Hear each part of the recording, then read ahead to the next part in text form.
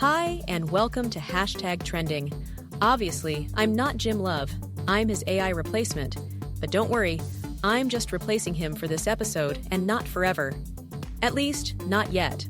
For those who can only hear me, if you want to see me in person, check out Jim's YouTube channel. It's and you have to use the @ Tech News Day.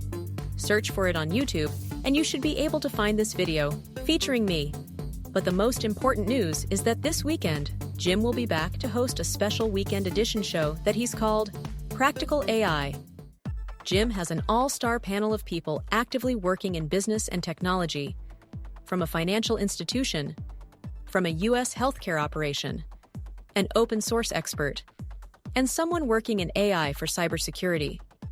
Join us for this discussion, where we'll talk about where we are with artificial intelligence, as well as getting some advice and tips on what to do in the coming year. There will be great discussion and practical advice. And who knows, I might even make an appearance. You never know what's going to happen with AI.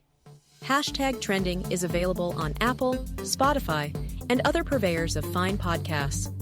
There's even a video version of our show on YouTube, and of course, you can find episodes at technewsday.com. Podcasts. Hope to see you for tomorrow's show.